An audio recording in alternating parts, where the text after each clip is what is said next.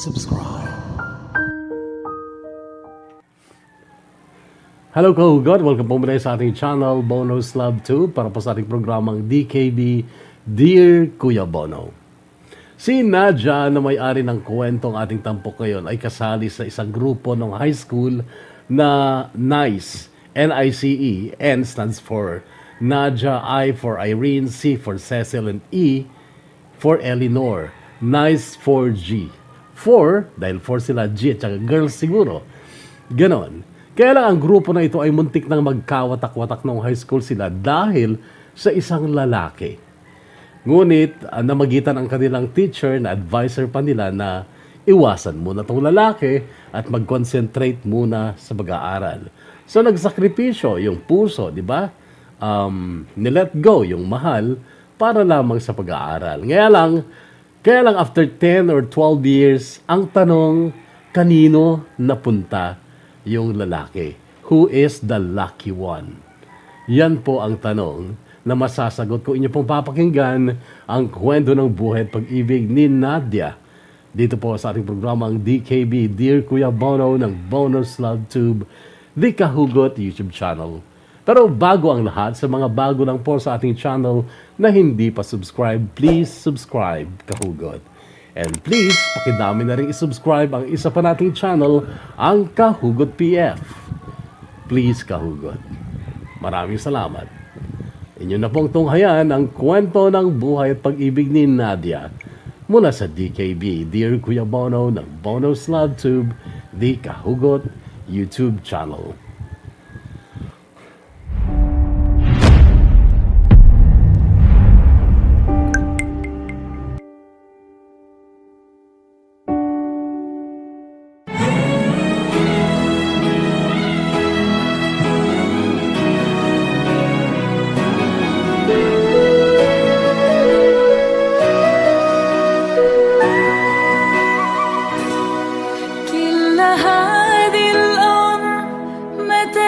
مساحة لو نعيش بلا سماحة وانت عايشنا بحب لو تضيق الأرض نسكن كل جوه. Dear Kuya Bono, magandang oras po sa lahat ng kahugot. Tawagin mo na lang ako sa pangalang Nadia. Isa ako sa 4 na miyembro ng NICE 4G nung high school. That was 2003 to 2007. Ang NICE ay nabuo mula sa first letters ng mga pangalan namin. N as Nadia, I for Irene, C for Cecil, and E for Eleanor. Magkakaklase kami since first year hanggang 4th year sa section 1 ng first year. At section 2 kami from second year. At section 2 kami from second year to 4th year. Noong second year kasi ay na-demote kami ni Eleanor.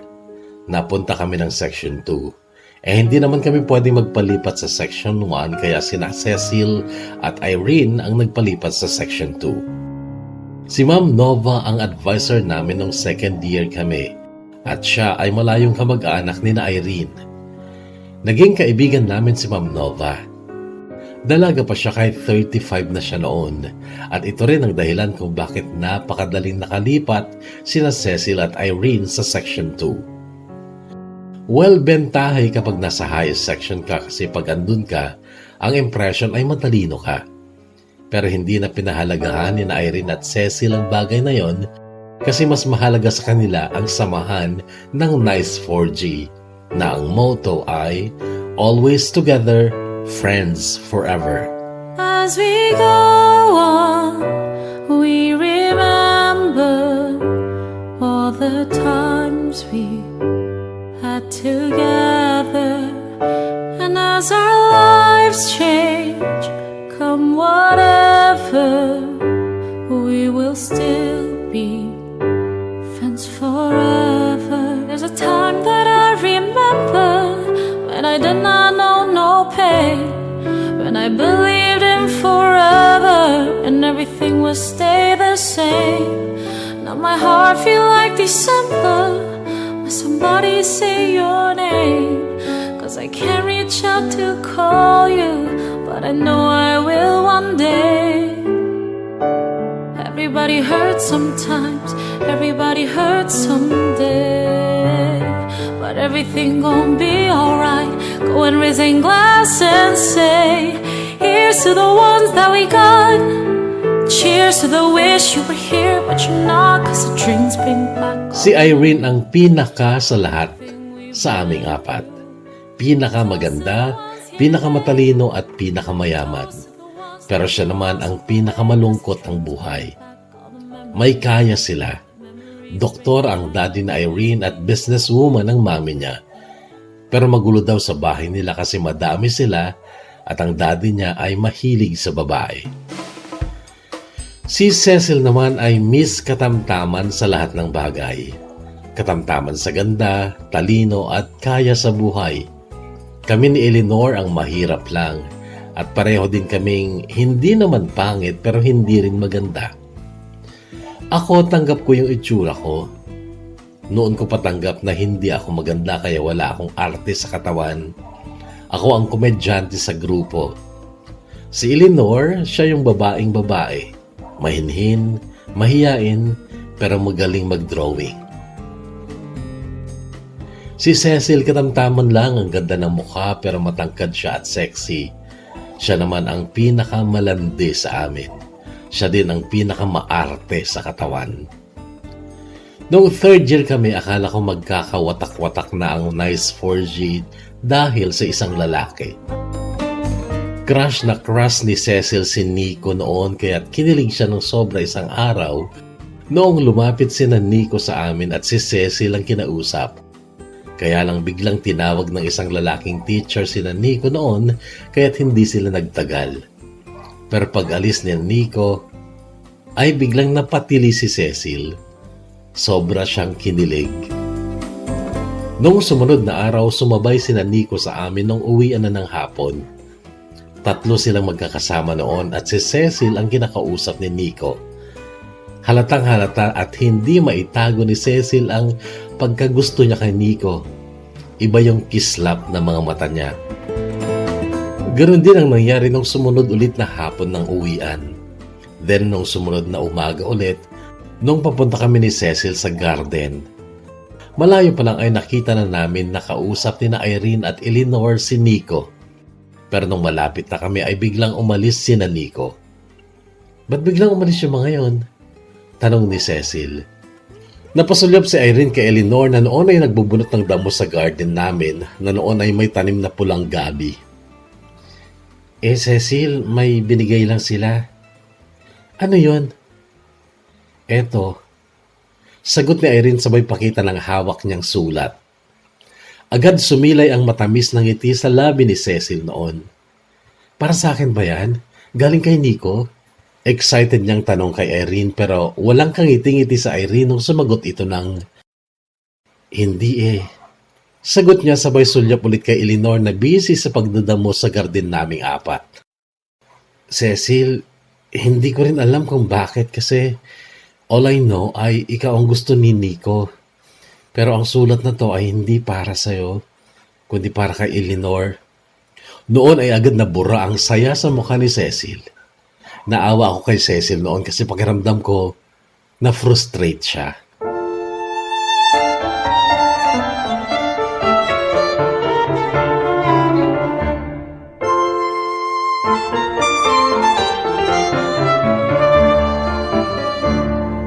Nagkaroon ng gap sina Cecil at Eleanor noon. Pero hindi naman nag-away. Cold lang sila sa isa't isa. Si Eleanor ang inaasahan ko noon na magpaparaya kasi akala ko walang balak si Eleanor na sumabak sa pagkikipag-boyfriend kaso umamin siya sa akin. Gusto rin daw niya si Nico. Alam mo Nadja, na-inlove nga ako nung mabasa ko yung sulat niya Hindi ko ine-expect na magkakagusto siya sa akin. Anong ginawa mo? Sinagot mo ba yung letter niya? Sinagot mo na ba siya? Hindi. Ano? Ewan ko Gusto ko din si Nico kaso Hindi ko alam kung gusto ko na makipagrelasyon. Nasa sayo yan. Pero, ang concern ko lang ay yung sa inyo ni Cecil. Siguro naman alam mo din na nag-expect siya kay Nico. Akala niya gusto din siya ni Nico. Actually, Nadia, hindi ako pinapansin ni Cecil. Na-frustrate kasi siya, Ellie. Wala naman na siguro akong kasalanan doon, di ba? Bakit kasi nag-expect siya? Sa bagay, pero sana Ellie, hindi masira yung nice 4G dahil lang sa isang lalaki.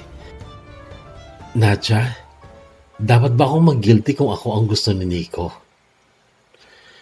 Hindi naman Ellie, pero sana mas pahalagahan mo yung friendship natin kesa sa lalaki.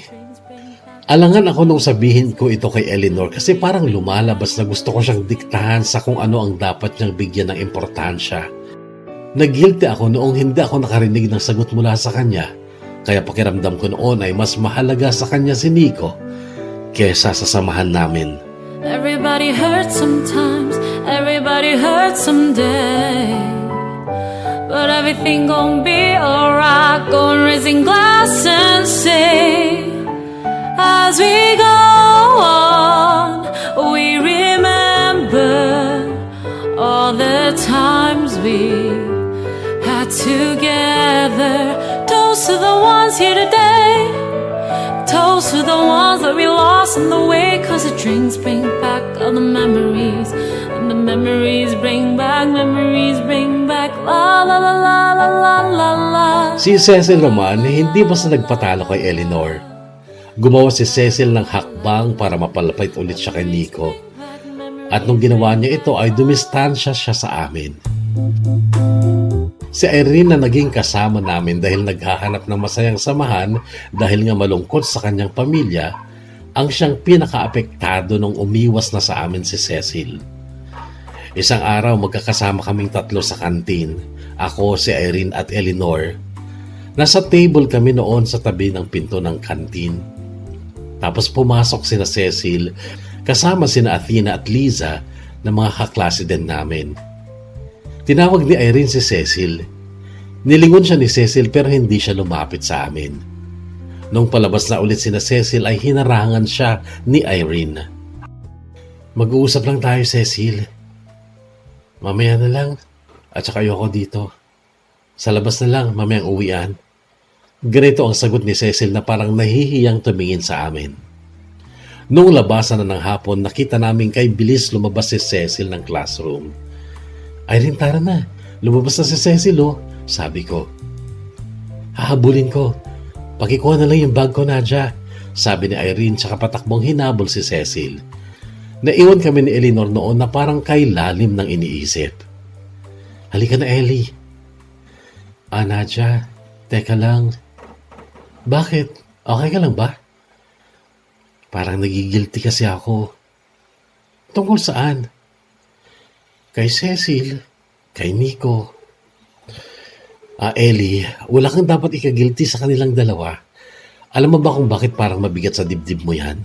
Kasi naguguluhan ka lang. Tingin ko hindi ka pa talaga handa para makipag-boyfriend. Halika na!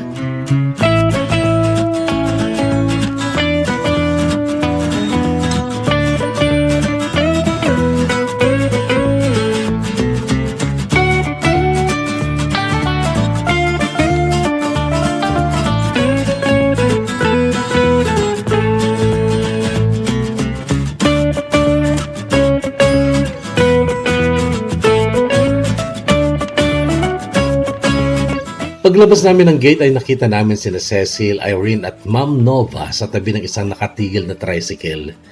Kinawayan kami ni Irene. Paglapit namin ay tsaka pa lang sila sumakay ng tricycle at sinabihan kaming sumakay din. Nagpunta kami sa bahay ni na Ma'am Nova at doon kami nag-usap-usap. Namagitan sa amin si Ma'am Nova at nakakatuwa dahil ang nangyari, nagdesisyon si Eleanor na iwasan na lang niya si Nico. Umiyak si Cecil noon sa paghingi ng sorry kasi nakagawa daw siya ng mali dahil lumapit pa daw siya kay Nico at tinangkap ang umiksena. Pero nangako din siya na iiwas na rin siya kay Nico. Sinikap ni Ma'am Nova na sang-ayon ng lahat sa naging usapan na yon. Agad sumang-ayon si Irene. Ikaw, Nadia, hindi ka ba kukontra? Hindi, ma'am. Kasi, alam niyo, Eleanor, Cecil, mga bata pa talaga tayo. Mag-aral na lang muna tayo. Correct. Masyado bang maaga para pumasok kayo sa relationship? Tingnan niyo nga ako. I'm 35, pero still single. Kasi inuna ko ang pag-aaral at career. Girls, love can wait. And it comes at the right time. So there's no reason for you to hurry, okay? Bigla na lang umiiyak sa aking tabi. Wala namang binibigkas ang iyong labi. Tila parang nais mo nang matapos ang lahat. Matapos ang lahat. Mag-aral ka muna, huwag kang malungkot.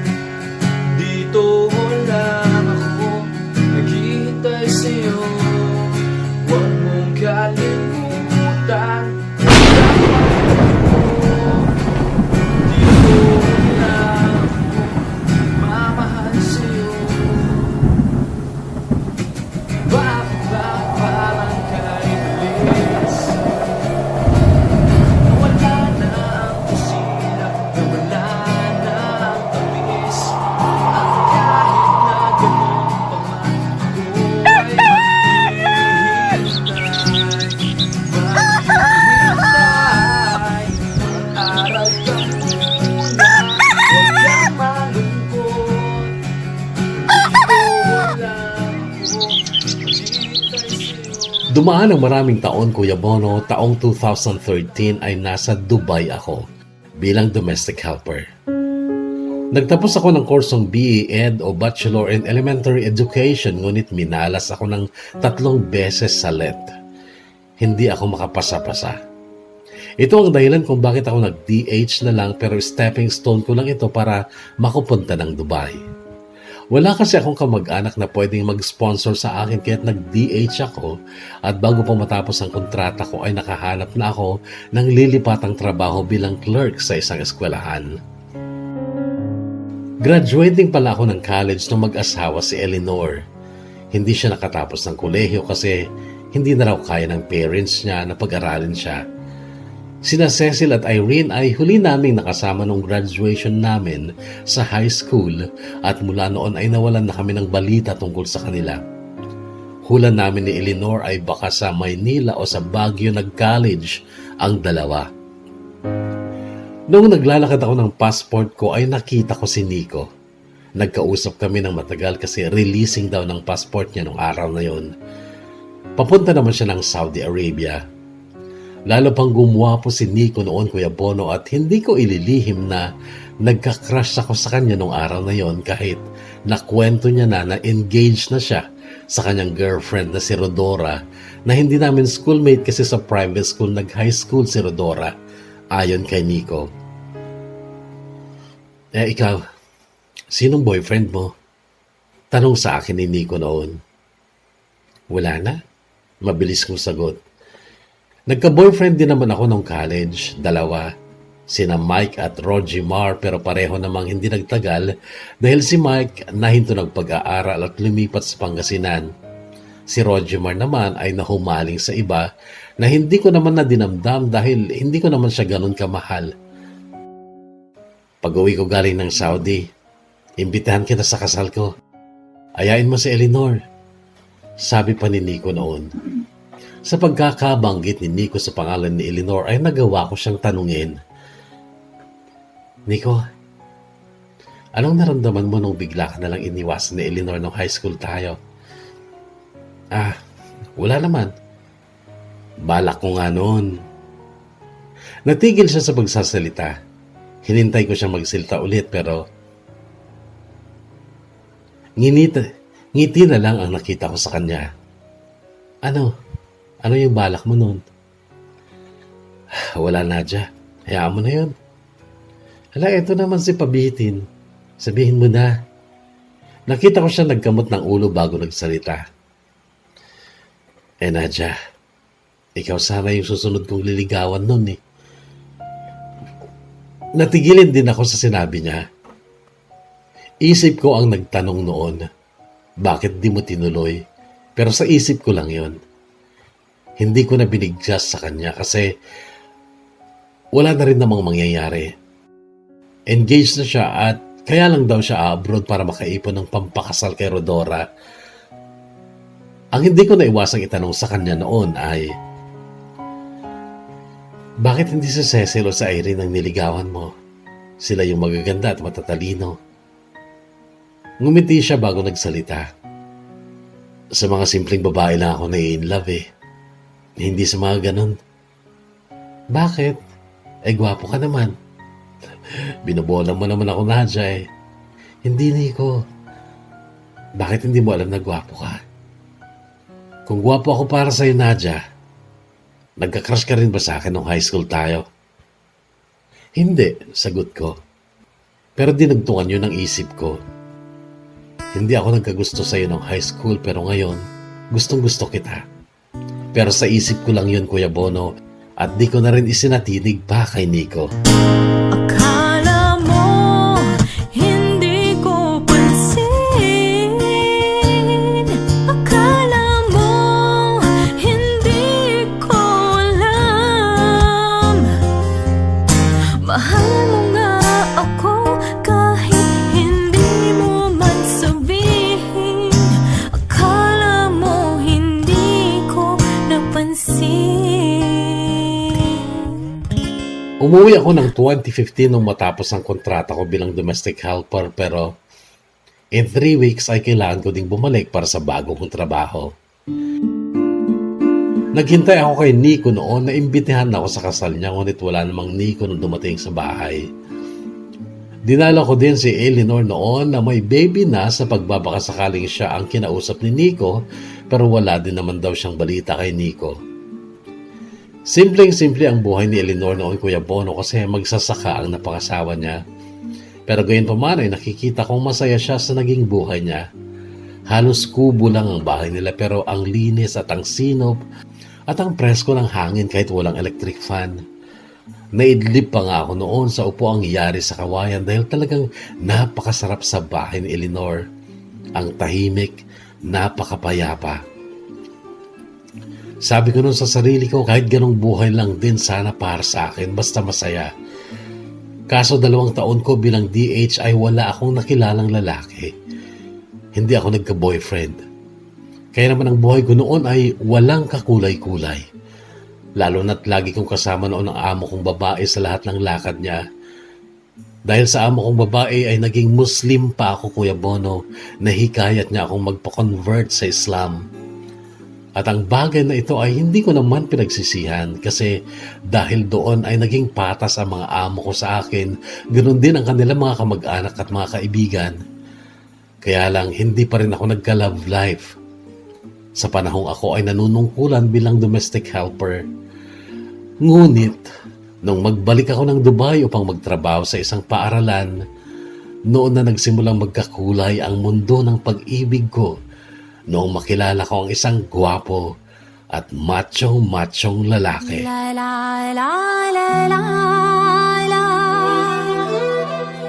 La la la la la la. La la la la la.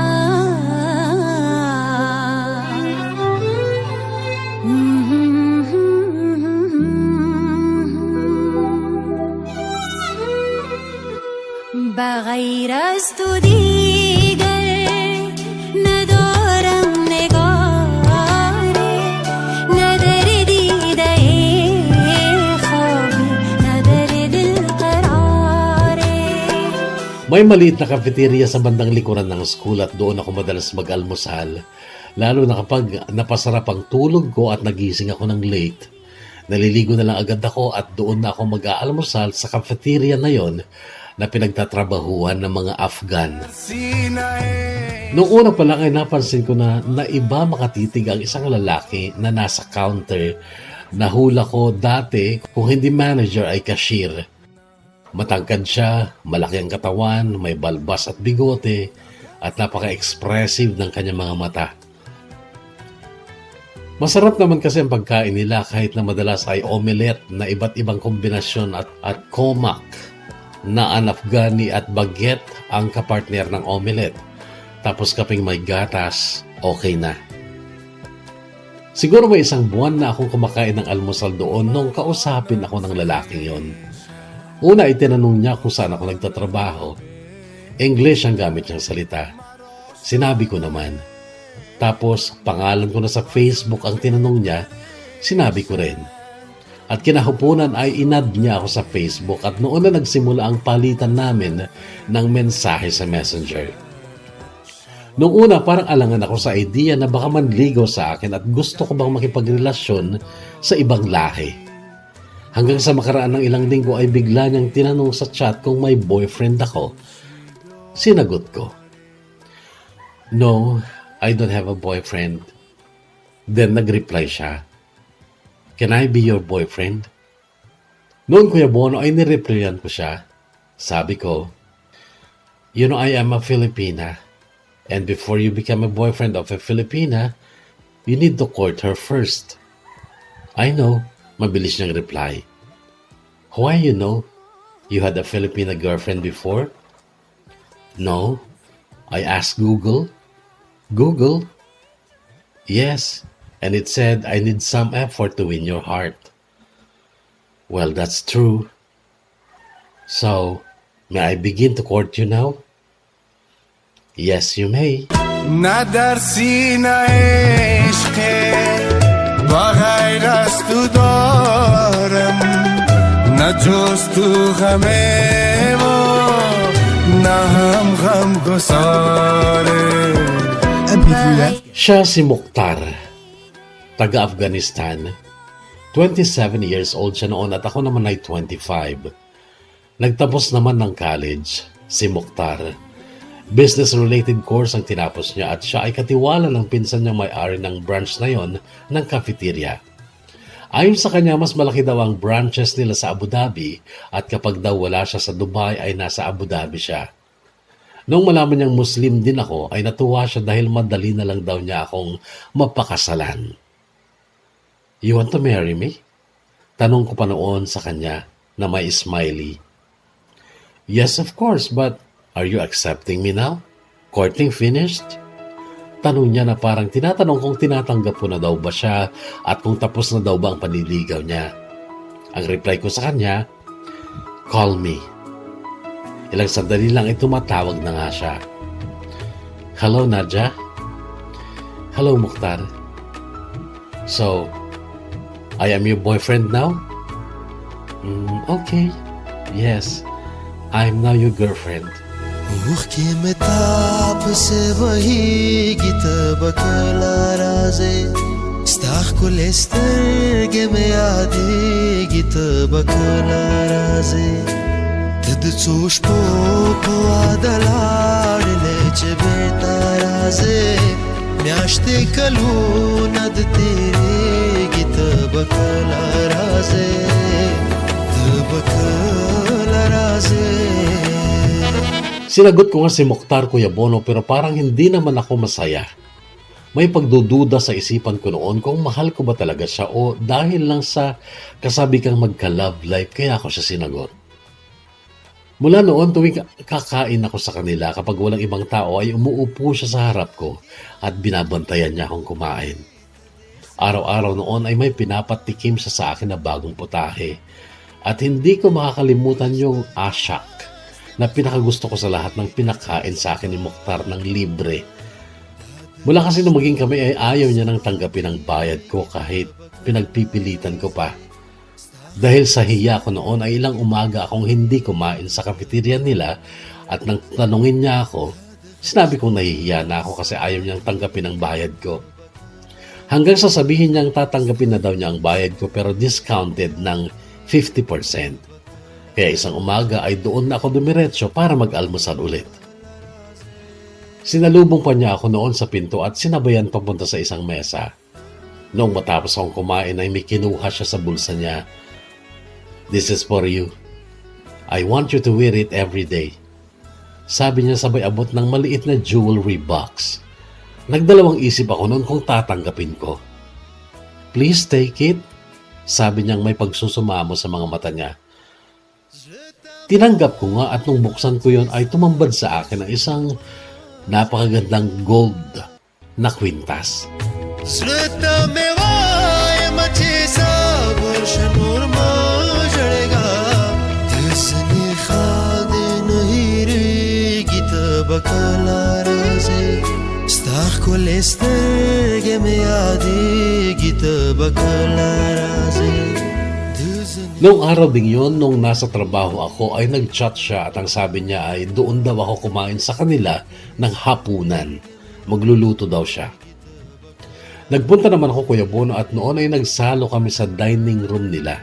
Hindi sa dining area ng cafeteria kami kumain kundi sa private na dining room nila.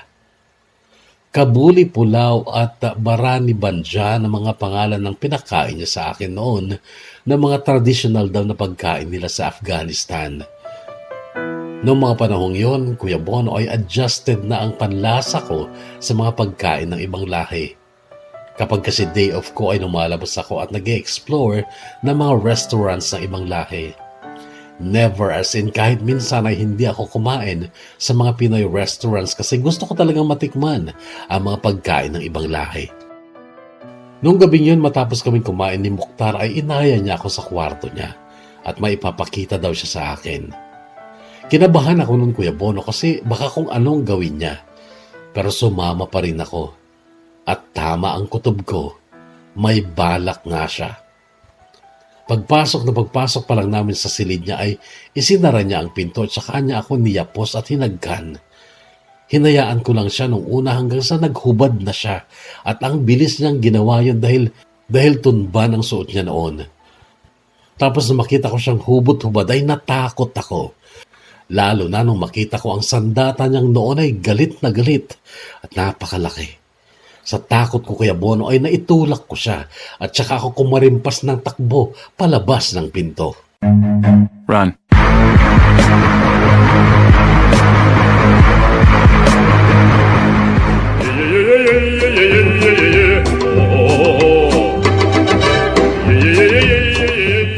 Mula noon ay iniwasan ko na si Mukhtar.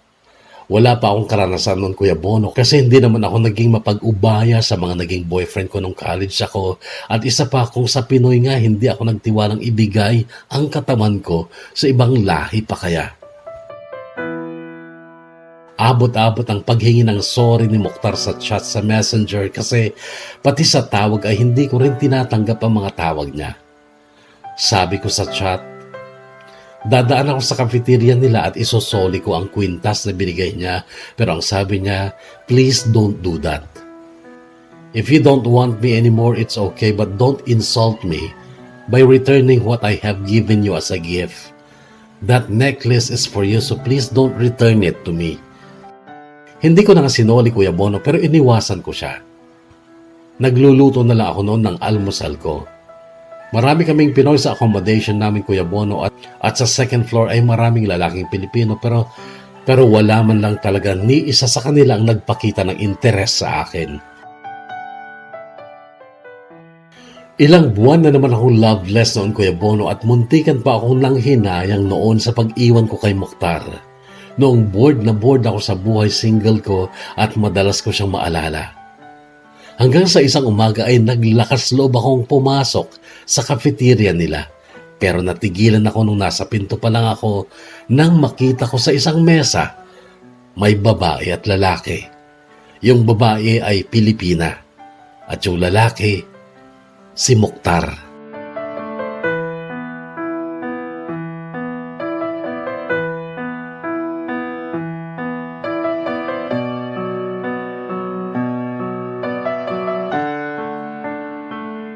May iba na si Mukhtar at hindi na ulit ako nagpunta sa cafeteria nila at nung umagang yon ay hindi rin ako tumuloy sa pagpasok kahit na noong makita niya ako ay tumayo pa siya upang salubungin sana ako. Dumaan ulit ang mga buwan hanggang sa nakatapos na ako ng isang school year sa trabaho. Sumapit ang buwan ng April, pasukan na naman. At noon ko nakilala ang pangalawang ibang lahi na nagpakita ng interes sa akin. Siya naman ay Turkey or Turkish. Ang pangalan niya ay Baris. At si Baris ay single dad at syempre napakagwapo niya. Laging malinis ang mukha dahil laging ahit ang bigote at balbas. Napaka-cute ng anak niyang si Eldar. Isang batang lalaki na sobra sa pagka-cute. Si Eldar ay nag-aaral sa pinagtatrabahoan kong eskwelahan at hinahatid sundo siya ni Baris. Ganon din ang nangyari. Hiningi ni Baris ang Facebook name ko, inad niya ako, then sa messenger niya ako niligawan. Umamin siya sa akin na hindi ako ang unang Pilipina na niligawan niya. Binasted lang daw siya nung nurse na Pilipina noon na niligawan niya. Si Baris ay nagtatrabaho noon sa isang medical supply company kaya madalas daw siya sa mga ospital at doon niya nakilala yung unang Pilipinang niligawan niya. Pero binasted nga siya. Namatay daw ang asawa niya sa panganganak kaya't mula noon ay siya na ang nag-alaga at nagpalaki kay Eldar. Pero nung una daw ay kinuha niya ang nanay niya sa Turkey upang tulungan siya mag-aruga sa bata, ngunit hindi naman daw natagalan ng nanay niya ang buhay sa Dubai. I'm happy living with my son, but I'm still too young. That is why I am looking for a wife to be my partner in life. I hope you are willing to join me. Sabi niya noon. I will think about that, Baris. But I just want to ask you something. Why me? I am not pretty. There are so many pretty girls out there. Why me?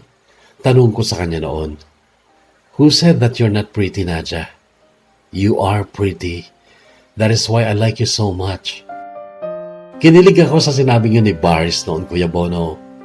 Oo, sa paningin ko talaga ay hindi ako maganda pero sabi nga nila, beauty is in the eye of the beholder. At siguro nga, nagandahan talaga si Baris sa akin. At matapos ng 2 buwan niyang pangungulit ay sinagot ko na siya. At nagulat ako sa tanong niya. Will you marry me next month? Yine de aklımdasın. Sadece uzaktasın. Ama olmuyor, sensiz olmuyor. Gülmüyor, gözlerim gülmüyor. Yine de aklımdasın. Sadece uzaktasın. Ama olmuyor, sensiz olmuyor. Gülmüyor, gözlerim gülmüyor.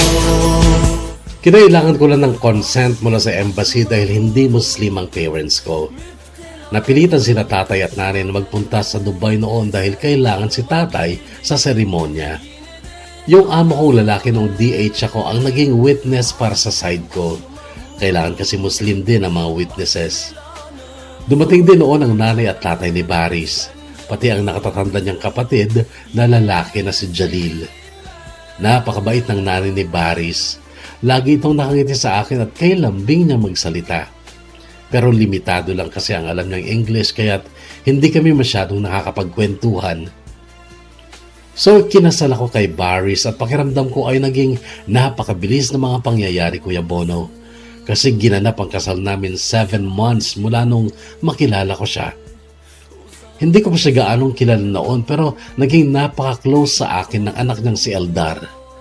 Sa office siya nag-i-stay habang hinihintay niya ang papa niya noong hindi pa kami kasal. Nahulog ng husto ang loob ko sa bata kasi napakabait naman at napaka-cute nga, Kuya Bono. Pero sa papa niya, kay Baris ay napaka-misteryoso kasi niya kasi hindi siya masalita. Noong makasal kami ay sa villa na ni Baris ako tumira. May 3 kwarto ang villa na yon at ito ay nasa 2nd floor ng isang building. Noong una ay naging challenge sa akin ang pagluluto, pero sa tulong ng YouTube ay pinag-aralan ko ang mga Turkish basic recipes at nagustuhan naman ng mag-ama. Bago sumapit ang winter break noon ay nilakad ni Baris ang pagbili ng plane ticket at pagkuha ng visa dahil uuwi daw kami sa Turkey. Na-excite ako nun, Kuya Bono, lalo na't alam kong mabait sa akin ang nanay ni Baris. Baş belanım zordayım ben. Sen canımı yaktın, yine de severim ben. Bago magpasko, December 23, noong umalis kami ng Dubai papuntang Turkey, 2 sakayan ng eroplano yon. Dubai to Istanbul, then Istanbul to Kastamonu. Ang Kastamonu ay isang probinsya sa northern Turkey kung saan naroon ang Kuskoy, ang village ni Baris. Gabi nung dumating kami, Kuya Bono, kaya't hindi ko gaano nakita ang paligid. Pero kinaumagahan, pagising ko ay agad akong tumanaw sa bintana at namangha ako sa napakagandang paligid. Bulubundukin ng Kuskoy at ang mga bahay ay nakatayo sa gilid ng mga bundok. Malalaki at magaganda ang mga bahay, ngunit magkakalayo ang mga ito. Napansin ko rin noong umagang yun ang tunog ng mga paswit. Napansin ko rin noong umagang yun ang tunog ng mga paswit o sipol ng tao na umaalingaw-ngaw sa paligid. At nung matapos kami mag-almusal ay isinama ako ni Baris sa labas. Lilibot daw kami kasama si Eldar. Namangha ako noon, Kuya Bono, dahil ang mga tao ay nag-uusap sa pamamagitan ng paswit. Paswitan sila ng paswitan. Sipulan ng sipulan. Yung isang matandang babae na nagpapastol ng kambing, paswit din ang ginagamit niya upang utusang lumapit sa kanya ang kanyang mga kambing. Baris, they understand each other by whistling? Tanong ko noon kay Baris. Ngumiti siya bago iniligay sa bibig niya ang kanyang daliri at pumaswit din sa taong makakasalubong namin na ang layo ay nasa 20 metro pa. Pumaswit siya. At pumaswit din sa kanya ang lalaki bilang sagot. He understands you? Tanong ko. Yes, he said, it's been a long time and he misses me. Ayon naman sa nanay ni Baris na tinulungan ko sa kusina nung bago magtanghalian, bird language daw ang tawag nila doon. At nauso daw yon noon pang unang panahon dahil sa bundok na sila nakatira at magkakalayo daw ang kanilang mga bahay. Nakakausap daw nila ang mga tao sa pamamagitan ng paswit kahit ito ay nasa di kalayuan. Noong sumunod na araw, wala kaming magawa ni Baris. Sabi ko, "Can you call my name by whistling?" Noong yung Kuya Bono ay ipinasweet niya ang pangalan ko pero napansin kong napakahaba naman ng isinipol niya. Why is it long? My name is only 2 syllables. Sabi ko at ang sagot niya, what I said is, Nadja, you are so beautiful and I love you very, very much.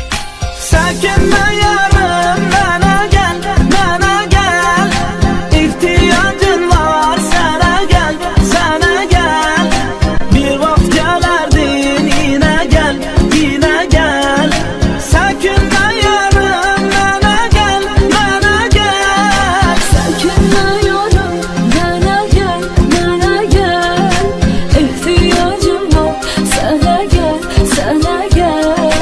Bir vakit gelerdin yine gel, yine gel. Sakinle yarım bana gel, bana gel.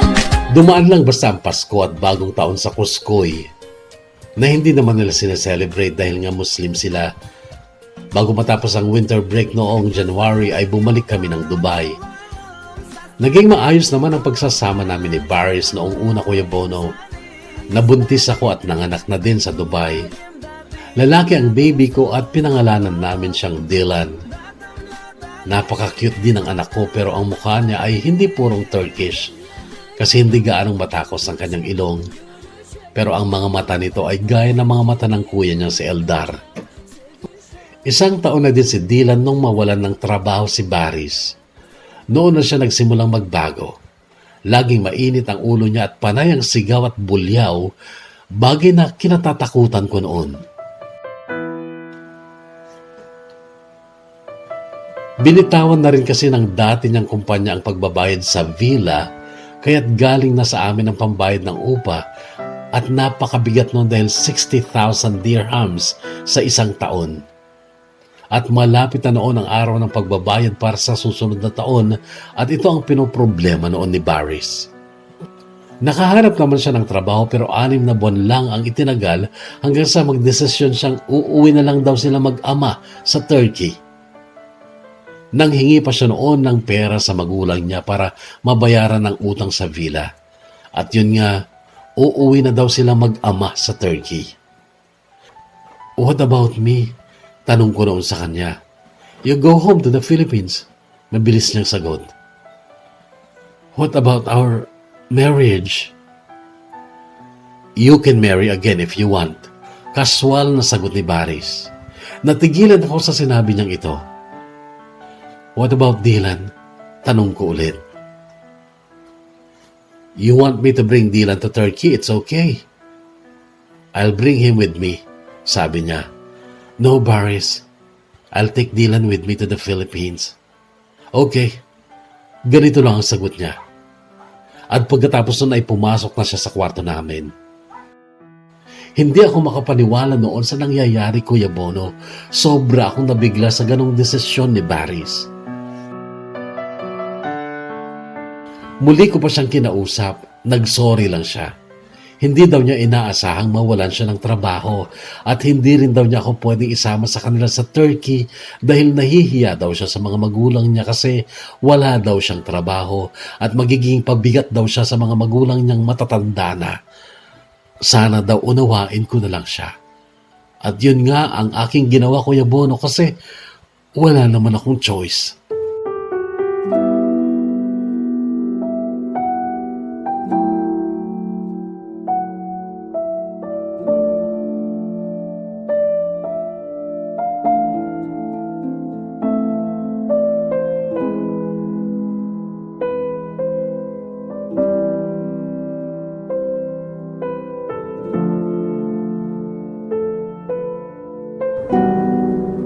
Nauna kaming umalis ni Baby Dylan.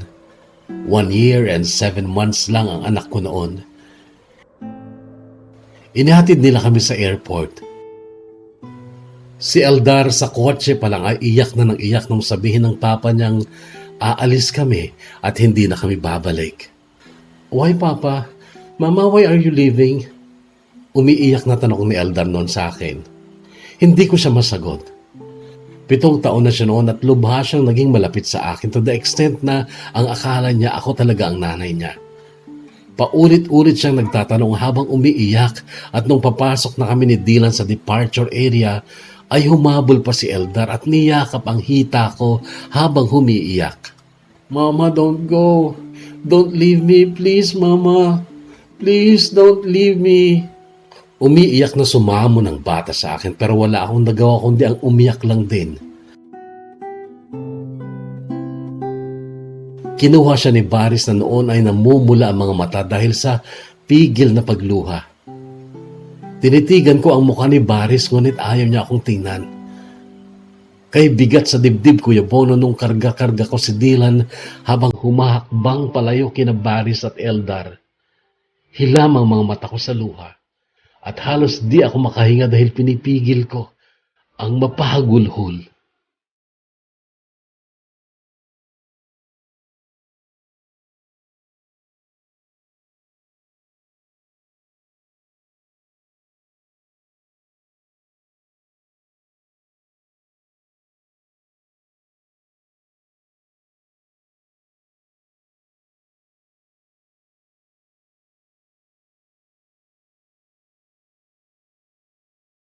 May pabaong mahigit 10,000 dirhams si Baris nung umalis kami pero alam kong yun ay galing sa magulang niya. Sinundo kami ni nanay sa airport kasama ang kuya kong may-ari ng van na sinakyan nila. Wala na silang masyadong tanong sa akin noon kasi naitawag ko na sa kanila noon pa ang nangyari sa amin ni Baris. Ewan ko kung naging tanga ako, Kuya Bono, at hindi ko nailaban yung karapatan ko o talagang naging maunawain lang ako kay Baris. Hindi na iwasan mga komento ng mga kapitbahay namin dito pero nginingitian ko lang sila. Besides, wala akong dapat ipaliwanag sa kanila. Si Dylan noong 5 araw na kami dito ay biglang nilagnat. Sabi ni nanay baka daw nanibago sa klima. Dinala ko sa doktor sa bayan at nung papasok na kami ng klinik ay may tumawag sa pangalan ko. Paglingin ko ay nakita ko ang isang gwapong lalaki na kay luwang ng pagkakangiti sa akin. Si Nico. May 5 pasyenteng nauna sa akin sa pila kaya't kinailangan naming maghintay at sinamahan ako ni Nico. Nakapagkwentuhan kami. Hinintay ko yung imbitasyon mo sa kasal mo noon. Umuwi ako noon matapos ang kontrata ko. Di ka naman nagpakita. Sabi ko sa kanya. Hindi naman natuloy yung kasal ko kay Rodora eh. Sabi niya. Bakit? Mahabang kwento. Ibang pinakasalan ko pero hindi rin kami nagtagal. Bakit? Tanong ko ulit. Ewan, siguro may ibang babaeng nakalaan talaga para sa akin. Nakangiting sagot niya. Masyado namang maintriga ang buhay mo, Nico. Magkwento ko nga kasi. Sa ibang araw na lang. Nakakahiya dito eh. Halos pabulong niyang sagot. Ikaw, sinong napangasawa mo? Mamaya ay buwelta niya sa akin sabay sulyap sa anak kong noon ay tulog sa kandungan ko. Wala na rin kami. Sagot ko. Bakit? Mahabang kwento. Tsaka nakakahiya dito. Pabulong ko rin sagot sa kanyang nakatawa. Para madami tayong pagkukwentuhan, Nadia. Pwede ba akong lumibot sa inyo mamayang gabi? Oo naman. Pero wag naman gabing-gabi. Mga 7:00, ganun. Sige, hintayin kita, sabi ko. Noon ay tumayo na siya at umalis. Umandar ang pilyo kong isipan noon, Kuya Bono. Iniisip ko na parang kami yata ni Nico ang nakatadhana. Napangiti ako sa naisip kong yon. At kung pupormahan nga ako ni Nico, hindi naman siguro masama kung tatanggapin ko siya total. Ang sabi sa akin ni Baris, pwede ako magpakasal ulit sa iba. What if I ever knew? What if I never found you? I never have this feeling in my heart. Oh, how did this come to be? I don't know how you found me, but from the moment I saw you, deep inside my heart I knew, baby, you're my destiny. You and I were meant to be. With all my heart and soul, I give my love to have and hold. and as far as I can see, you are always meant to be my destiny. Dumating nga si Nico kinagabihan, Kuya Bono. May dala siyang suman na luto daw ng mama niya. Noon kami nakapagkwentuhan tungkol sa mga naging buhay namin. Natukso daw sa iba si Rodora habang nasa Saudi si Nico. Sumama daw sa iba at sa iba nagpakasal. Dahil sa sama ng loob ni Nico ay pumatol daw ito sa isang chatmate at agad niyang pinakasalan. Pero sabi niya, easy come easy goes daw naging relasyon nila ng babaeng yon. Hindi man lang daw inabot ng 1 taon ang kanilang pagsasama na noong una ay matamis at masaya pero nagtagal ay lumabas daw ang totoong pagkatao ng babae. Materyosa palang lubha at masyadong matapang. Pati daw magulang at mga kapatid ni Nico ay nakakaaway nito. Naghiwalay daw sila dahil hindi na din daw kinaya ni Nico ang ugali ng babaeng yon. Ikinuwento ko naman kay Nico lahat, pati yung nangyari sa amin ni Mukhtar, yung naging boyfriend kong Afghanistan, pati yung dahilan kung bakit ako iniwasan. Tawa ng tawa si Nico noon. At syempre, kinuwento ko rin sa kanya si Baris. Ang malas naman natin sa mga naging asawa natin. Sabi niya noon nasa kawalan nakatingin. Oo nga eh. Pero okay lang. Tanggapin na lang natin. Sabi ko tapos bigla siyang tumingin sa mukha ko. Nadja, hindi kaya nangyari yung mga yun kasi tayo talaga yung pinagtatagpo ng tadhana. Saglit ako natahimik sa sinabing yun ni Nico. Nico, matatanggap mo ba naman ako? May anak na ako, tsaka kasal na ako. Kasal na rin naman ako, Nadja eh. Pero, pwede naman tayo magsama na lang, di ba? Yun ay kung gusto mo akong makasama. Pagbalik ko. Pagbalik mo? Bakit aalis ka ba ulit? Oo eh, sa Dubai naman. Akala ko kasi andun ka pa kaya doon ko naisipang magtrabaho naman. Hinihintay ko na lang tawag ng agency para sa flight ko. Matagal pa pala eh. Marami pang mangyayari, Nico. Malay mo, makatagpo ka pa ng iba sa Dubai. Nadja, ayoko nang sumugal sa pag-ibig. Kaya kung gusto mo din ako, ikaw na lang ang paglalaanan ko ng aking pagmamahal. Nico, hayaan mo pag-iisipan ko. Oo, gusto din kita. Sa totoo lang noon pang nagkita tayo sa DFA nung kukuha ka pala ng passport mo. Ginisto na kita noon. Kaya lang iba na kasi ngayon eh. Kasal ka sa iba at ako naman ay may anak na. Kaya dapat pinag-iisipan natin mabuti ang mga bagay-bagay, di ba? Tama ka naman. Di sige, pag-isipan mo lang pero ako, sigurado na ako sa damdamin ko para sa'yo, Nadja. Mahal kita at ikaw ang gusto kong makasama hanggang sa pagtanda. I wanted someone like you, someone that I could hold on to and give my love until the end of time. Oh. But forever was just a word, Just a word. something I only heard about.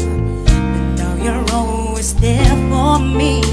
When you say forever, I believe, Baby, you're my destiny. You and I were meant to be. With all my heart and soul. I give my love to have and hold. And as far as I can see, you were always meant to be my destiny. Nakaalis nga ulit si Nico Kuya Bono papuntang Dubai. Si Baris naman ay di man lang magawang mag-open ng Facebook niya. Ang dami ko ng message sa kanya pero mula nung umalis kami ng Dubai ay hindi na yata binuksan ng Facebook niya. Maganda naman sana ang signal ng data sa kanila sa Kuskoy. Namimiss ko ang mag-ama, Kuya Bono. Ang daming gabi na umiiyak ako pag naalala ko sila. Nagdadasal na lang ako kapag ganon at hinihiling ko kay Allah na sana ingatan niya sina Eldar at Baris.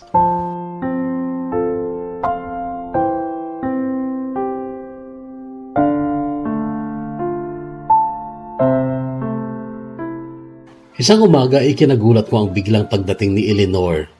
Pupunta daw kami sa ospital dahil naka-confine si Ma'am Nova, ang advisor namin nung second year high school kami, na naging kaibigan namin. Ikinagulat ko pa ang sinabi ni Eleanor na may cancer of the breast si Ma'am Nova, pero naoperahan na daw. Alam mo, ikakasal pa naman siya. Ha? Ngayon pa lang ikakasal? Ilang taon na ba siya? 49? Diyos ko naman, pinaabot pa sa ganun. Ganun talaga, Nadja. Hindi talaga natin alam kung kailan darating ang tamang tao para sa atin. Ako masyadong maaga pero at least masasabi kong si Rocky talaga ang tinadhana para sa akin. Kasi hanggang ngayon, matibay naman ang aming pagsasama. Oo na, Eleanor. Ikaw na si maswerte. Huwag mo na ipamukha sa akin na minalas ako sa lalaki. Kunwari ay nagtatampong sabi ko kay Eleanor, pero jamming lang yun kasi ang totoo, positive ako kay Nico. Sabi ko pa sa isip ko noon, magugulat na lang kayo kung sino ang makakatuluyan ko talaga. Ang lalaking dati ay pinag-agawan nyo. Sabi ko lang ito sa isip-isip ko. Hindi ko yun sinatinig kay Eleanor.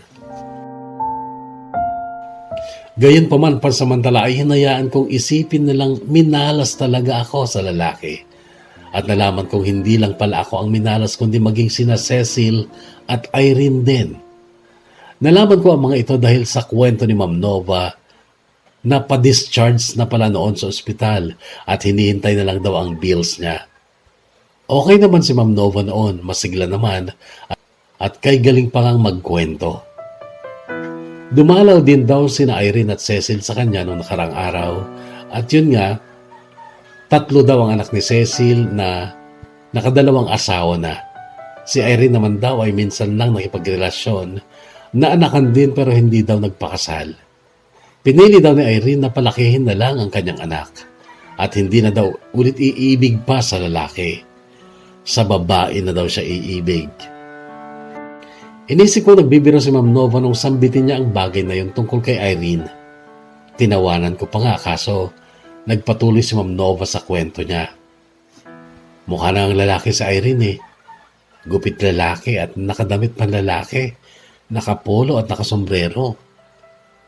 Totoo ba, ma'am? Maang natanong ni Eleanor noon. Oo. Hayaan niyo't kapag natuloy ang kasal ko, tiyak magkikita-kita kayo. Bakit naman parang di kayo sigurado kung matutuloy ang kasal niyo, ma'am? Tanong ko naman.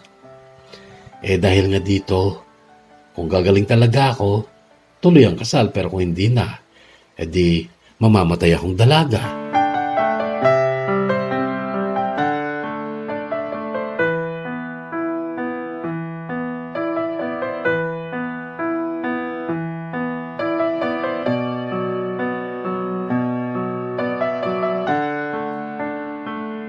Madalas ako mapuyat, Kuya Bono, dahil kay Nico na nakakachat ko halos gabi-gabi.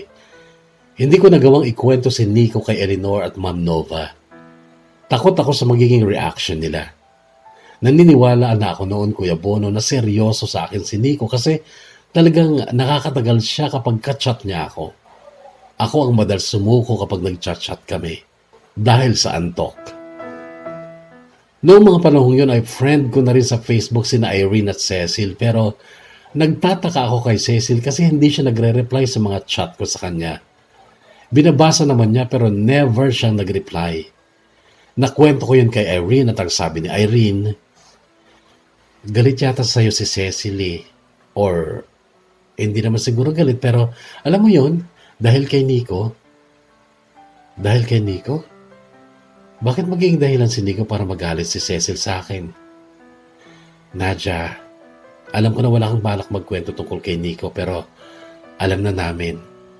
Si Nico mismo ang nagsabi sa amin na may unawaan na kayo at magsasama daw kayo pagkatapos ng kontrata niya sa Dubai. Napakunot no ako sa message na yun ni Irene. Sinagot ko siya. Hala Irene, nagchat-chat kami ni Nico, oo.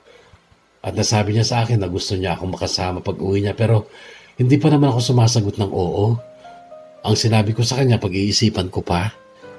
Come on Nadia, huwag ka na mag-deny. Okay lang naman yun kasi pareho naman kayong walang asawa. Nagtatampo lang siguro si Cecil kasi alam mo, after all these years, in love pa rin siya kay Nico. Irene, nagsasabi ako ng totoo. Wala pa kaming kasunduan ni Nico. Ganito ang chat ko kay Irene pero muli ako napakunot noong i-like lang niya ang message ko. Di na siya nag-reply. Dahil doon ay chinat ko si Nico. Kinumpronta ko. Nico, totoo bang sinabi mo kina Irene na may unawaan na tayo at magsasama na tayo pag uwi mo? Bakit ayaw mo ba? Ganito ang reply niya sa akin. Hindi naman sa ganun Nico pero parang hindi yata tama na pinangunahan mo ako. Sorry Nadia, nagkamali ako. Pasensya ka na. Hayaan mo, hindi na kita gagambalahin ulit. Natigilan ako sa chat na yun ni Nico. Natagalan ako bago nakapag-reply at ang sabi ko, Nico, sorry kung kinumpronta kita. Sana wag mong masamain yon. Pasensya ka na din. Sabi ko pero nagtaka ako kung bakit ayaw nang pumasok ang message ko. Hanggang sa mapagtanto ko, blinak niya na ako sa messenger. Nasaktan ako sa ginawang yun ni Nico. Pero ang ginawa ko ay nag-comment ako sa isang picture niya. Sabi ko sa comment ko, sorry sa nasabi ko. Sana i-unblock mo na ako sa messenger. Na-post naman ang comment ko na yun sa ilalim ng picture ni Nico, pero makaraan lang ng ilang minuto ay may notification ako. Nag-comment din daw sina Irene at Cecil sa picture ni Nico.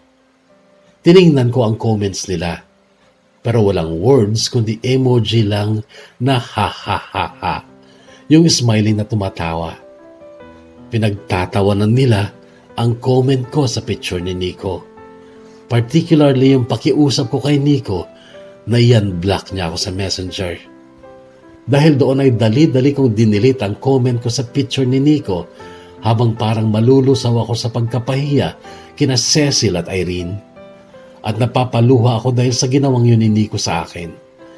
Kasabay ng pagsisisi ko na sana hindi ko na lang siya kinumpronta. Sana hinayaan ko na lang, at least hindi sana siya nagalit sa akin. Hindi sana niya ako blinak sa messenger.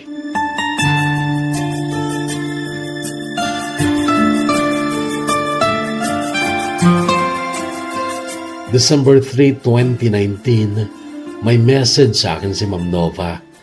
Pero nung basahin ko ay nalaman kong send to all pala yun. Isang message na sinend niya siguro sa lahat ng friends niya.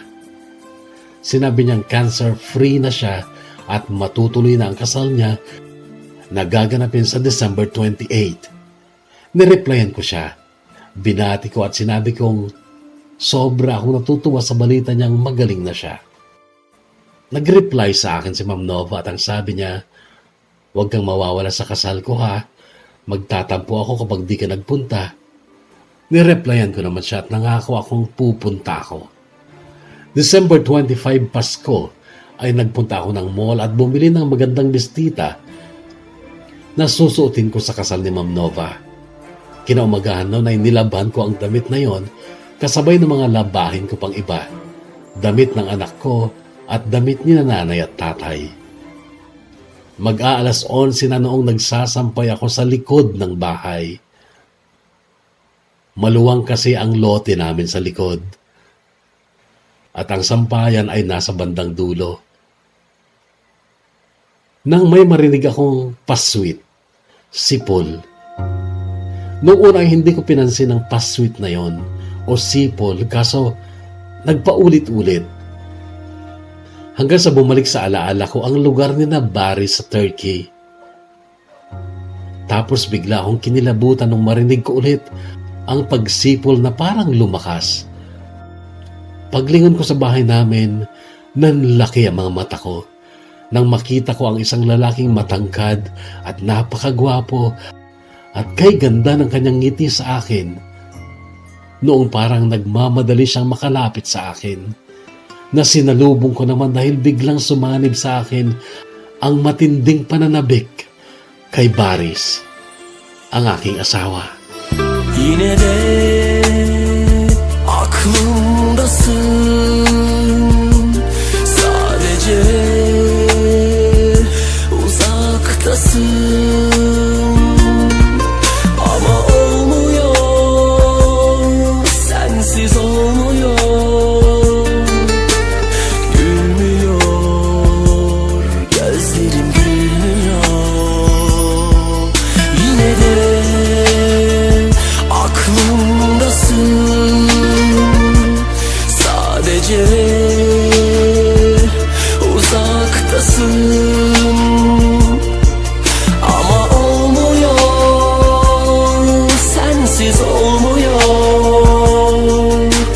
Gülmüyor, gözlerim gülmüyor.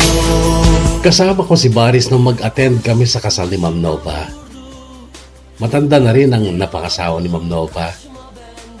Ipinakilala ko sa kanya noon ang asawa ko Nakala ko'y hindi na ako babalikan. Taas noot pairap ang tingin sa akin ni Cecil. Nginitian ko lang siya ng sobrang tamis. Sincere ang ngiti kong yun kasi wala naman talaga akong galit sa kanya.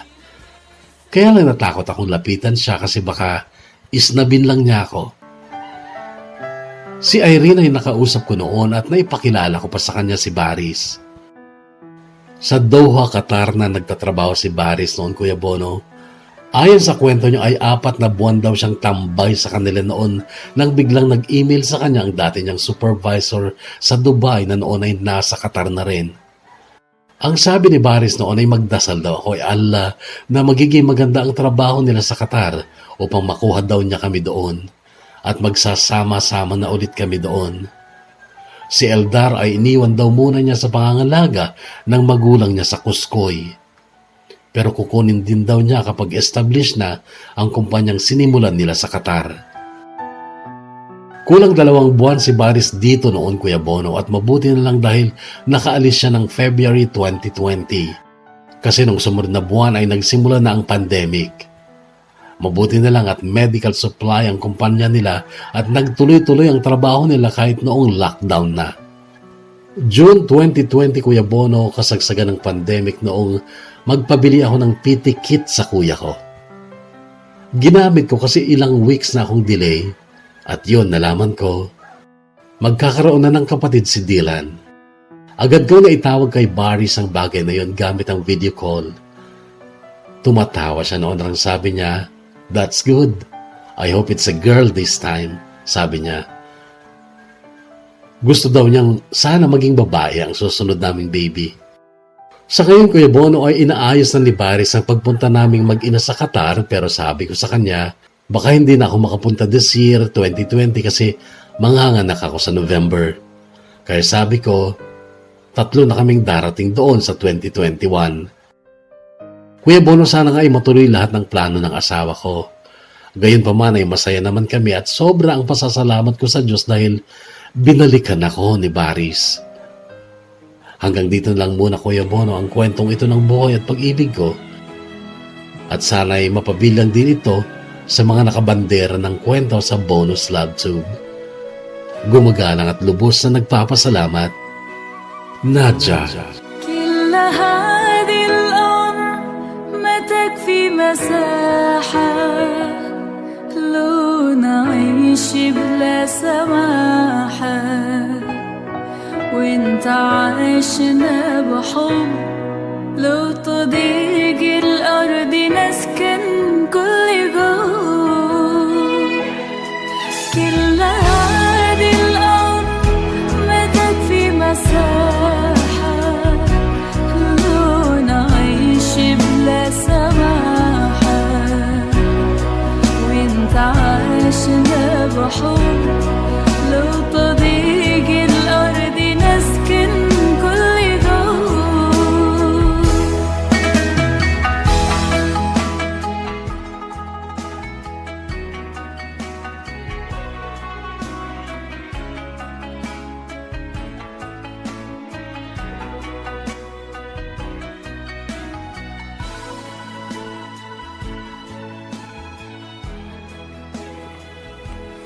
Nadja, maraming salamat for sharing your story dito pa sa DKB. Mga kahugot, naka-chat ko si Nadja, actually sa YouTube, sa comment, kailan lang. At tinanong ko kung, kasi nung October pa dumating yung kanyang letter, at November ay nanganak na po siya, at ayon sa kanya ay Amira ang pangalan ng kanyang huling anak, ng kanyang bunso. At ayon sa kanya, sa aming chat, ay si Cecil ngayon ay mayroong boyfriend, kaya lang may asawa din yung kanyang boyfriend. Si Irene naman ay may girlfriend, live-in na daw sila. At si Nico naman ay meron ng girlfriend sa Dubai. At syempre si Eleanor, as usual, kontento sa buhay kahit hindi mayaman pero masaya sa buhay. Yun ang karagdagang kwento mula sa aming pag-uusap ng kahugot na si Nadja bilang dagdag sa kanyang kwento. Kasi baka po nabitin kayo. Pwede nyo basahin din ang aming convo sa comment sa kwento ni kahugot na Emery. Doon kami nag-usap. So again, Nadia, maraming salamat for sharing your story dito sa DKB. At sana ay magtuloy-tuloy lamang ang pagmamahalan nyo ng iyong asawang si Baris. Tama ba, Baris? At sana nga matupad yung kanyang mga plano. So magdasal ka kay Allah na sana ay matupad ang mga ito. Be strong lang lagi and have faith. Maraming salamat again. And take care always. At sa lahat din mga kahugot na sumubaybay muli sa ating programa ngayon, thank you po sa inyo. Hanggang sa muli, magkakarinigan ulit tayo sa susunod na kwento mula sa DKB, Dear Kuya Bono ng Bono's Love Tube, The Kahugot YouTube channel.